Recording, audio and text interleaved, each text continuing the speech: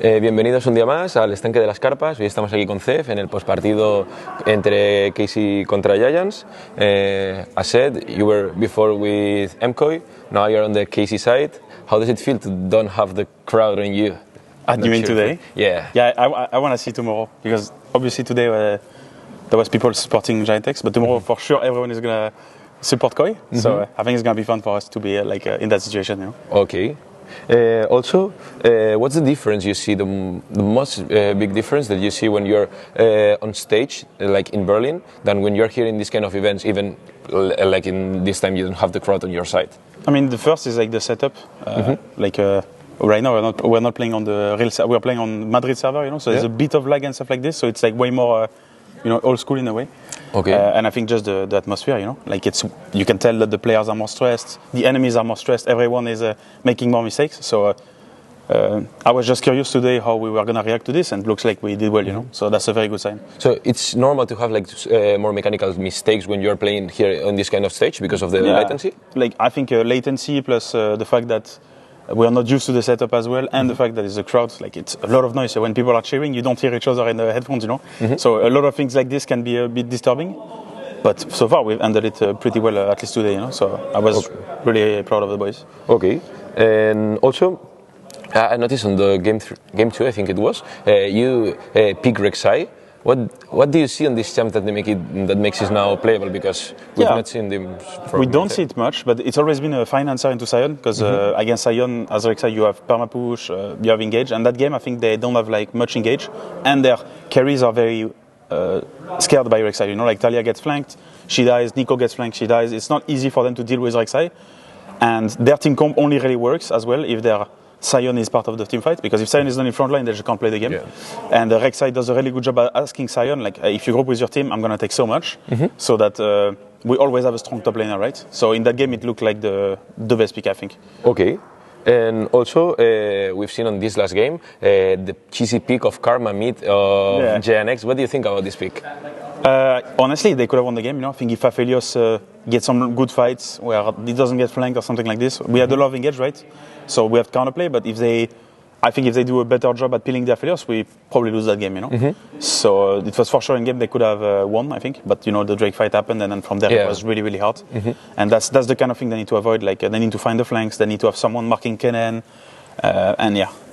That's basically what should happen. Okay. Do you see any kind of cheesy pick that you can see on these late players, like for example against, well, not of you, also of the other teams, that you think that Koi or G2 can pick on drafts? G2, I think less than Koi. I mean, Koi, I know more or less they are cheesy picks, I think. I mean, I worked with them for a while now. Yeah. Unless they brought some new stuff. I know for this year, they brought a lot of new champs that were not last year, like the Renekton, Lulu, stuff like this. It's something that they play a lot this season.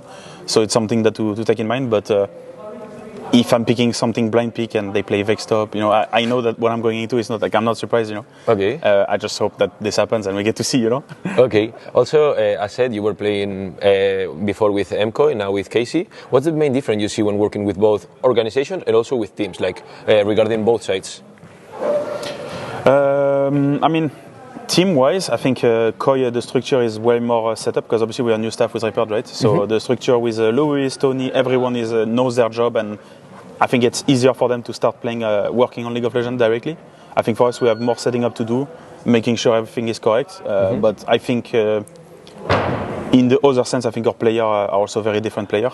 So I think in a way the ceiling of our team, I think, is really high this year. And I think if we do a good job, we should be one of the better teams in Europe, right? Okay. And also, you've been playing with Elyoya, which for us is one of the best jungle of Europe. Yeah, CABRA. And also with Jack, which is also a very talented jungle. What's the main difference you see between both of them? Apart from the champion pool, I mean, honestly, they are both have similar work ethic, I think. But Elyoya is always a guy that works his ass off. I think the obvious one, I would say, the champion they play are very different, and they have different qualities. But I think Elyoya as a player, if he chooses to play a lot of a champion, he will become good at it no matter what. So he can basically play anything, he just needs practice. So it's something to watch out for when he practices in solo queue or in scrims. If you have good information, you know more or less what he wants to play, right? I think Yike is way more unpredictable. Like, I don't think he needs that amount of practice to reach, like, to play some champion. If he has played the champion in the past, he can just play it like that and Usually there's not much of a problem. Okay. But that's not a bad thing for Elyoya. I just meant to say, like, Elyoya as a player, if he does this, he can basically play anything. So there's no limit, you know. Nice. And also, how do you see your team, like Casey, against Koi, and if you win Koi, against G2? Against Koi, it's going to be fun because we play versus Koi and the crowd. So that's like something else. I still hope some people are going to, I mean, no one's going to cheer for us, you know, but I still hope we're going to have fun with the crowd because it's no bad blood, you know.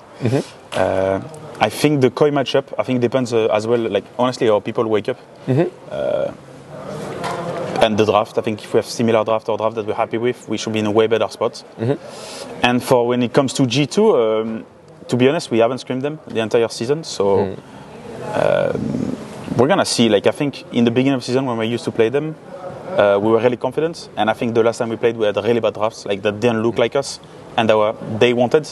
So we are going to be way more ready next time against G2. And I think that will make a big difference. And I think G2 as a team, like they won't have the practice of the stage and all of this, right? So if they start losing on the stage, maybe they don't react as good as us, you know? Okay, and also last question. We have a content creator, which is Mellado. I don't know if you know him. I don't know. He's always telling that EU will win worlds. Really? He's very delusional with all of these kind of things. How do you see EU against the international level, against Korea and China? Well, I think the first step is to help each other in a way, like with the knowledge, like make sure we, not like share, because obviously we're playing a competition, but if you want to elevate our level, we are going to have to face each other and improve from each other. And from there, I think we can beat Asian teams. I think the thing about Asian teams is that a few of them are really good, but the rest of them, Europe easily beat them, you know? Like I think if you take the example of BLG last year, they were super weak, I think. Oh, I mean, quote unquote. For an Asian team, they should be way stronger, and they kind of fumbled at Worlds. And I think if you draw BLG at Worlds, you were like, holy shit, we're good, you know? So it was like, and it's BLG. It's a team that was like in final of Worlds. They should be really good. So anything can happen. I think whoever takes T1 should win Worlds, you know? That's how it works. Okay, then, well, that's all. Espero que os haya gustado la entrevista y muchas gracias. Thank you so much, Zeph, for the interview.